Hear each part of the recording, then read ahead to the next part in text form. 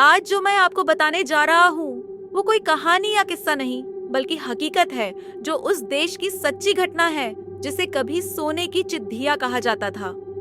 लेकिन ब्रिटिश सरकार सारा सोना भारत से लुट कर ले गए।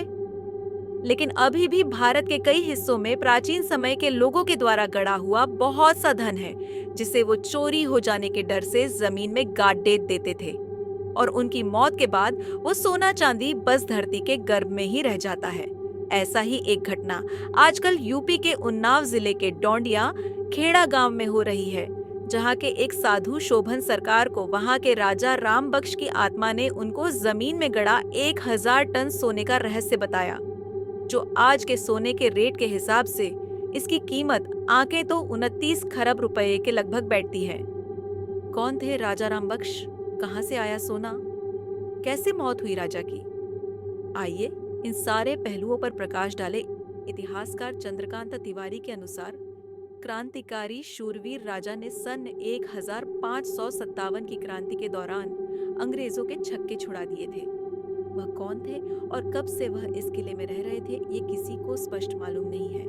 यहाँ के इतिहासकारों की माने तो 2 जून 1557 की क्रांति में डिलेश्वर मंदिर में छिपे 12 अंग्रेज को जिंदा जला दिया था। इसमें जनरल टीला फॉस भी मौजूद थे। कहा जाता है कि राजा चंडिका देवी के बहुत बड़े भक्त थे। वह रोजाना सुबह मां चंडिका का दर्शन करने के बाद ही सिंहासन पर बैठते थे।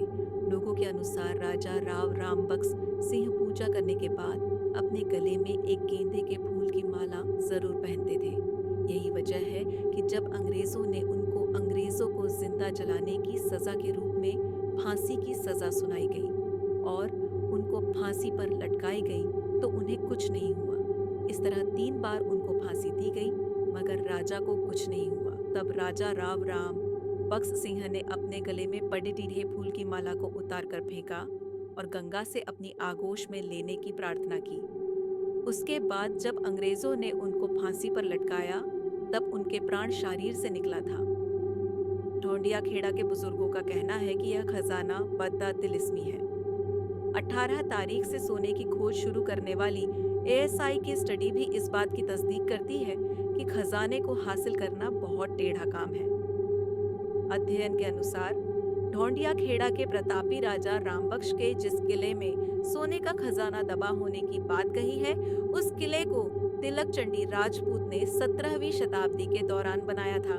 ओम जी तर्क देते हैं कि भले ही राजा को फांसी हुए 150 साल से अधिक हो चुके हों, लेकिन 5 साल पहले तक गांव के बच्चों तक ने राजा साहब को सफेद घोड़े पर 4-5 सैनिकों के साथ मंदिर आते और किले की रक्षा करते देखा है। ग्राम प्रधान अजयपाल सिंह भी हाँ में हाँ मिलाते हुए कहते हैं कि उस इलाके में घोड़े की छाप और मंदिर में किसी के रोज पूजा करने के निशान अब भी दिखते हैं। हालांकि ख्वाबों के खजानों का यह दावा अब भी विशेषज्ञों को हैरत में डाले है। ऐसा माना जाता है कि ताल्लुकदार ने पहले खजाना दबाया और फिर किले का निर्माण किया। कुछ लोगों का यह भी कहना है कि अंग्रेजों के खिलाफ लड़ने वाली कई रियासतों के राजाओं ने राजा राम बख्श के किले को सुरक्षित मानते हुए अपना खजाना वहां पर दबाव दिया था। एएसआई व भूगर्भ वैज्ञानिकों की जांच के मुताबिक किले में 15 फुट नीचे खजाना मिलने की संभावना जताई जा रही है। इसमें दबे सोने की कीमत करीब 3 लाख करोड़ रुपए बताई जा रही है। स्वामी ओम के मुताबिक राजा राव बख्श सिंह सपने में नहीं आए थे, बल्कि साक्षात प्रकट हुए थे। तभी उन्होंने सरकार से सोना निकलवाने की बात कही थी। मरा हुआ राजा घोड़े पर घूमता था। ओम स्वामी के अनुसार दिवंगत राजा राव बख्श 5 साल पहले तक इस इलाके में घोड़े पर सवार होकर घूमा करते थे। वे किले के आसपास घूमा करते थे। उन्हें इस इलाके के कई लोगों ने देखा है।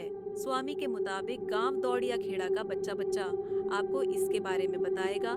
गांव के ही एक और बुजुर्ग आदमी सीताराम ने बताया कि जब उनकी उम्र 10 साल की थी, तक एक बार सरकार ने यहाँ खुदाई करवाना चाहा था। इसके लिए करीब 1 दर्जन के आसपास मजदूर भी लगाए गए थे, मगर कहते हैं कि जैसे ही मजदूरों ने इस किले में खुदाई आरंभ की, उसी समय वहां कई सांपों ने मजदूरों पर हमला बोल दिया था। इसमें 2 मजदूर की मौत भी हो गई थी।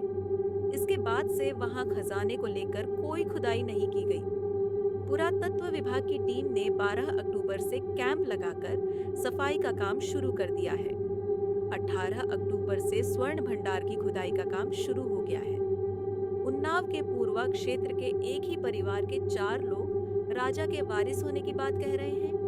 उन्होंने प्रशासन से स्वर्ण भंडार में अपना हक लेने की बात कही है। साथ ही राजा के किले में कुछ जमीन पर अपना घर बनवाने की बात कही है।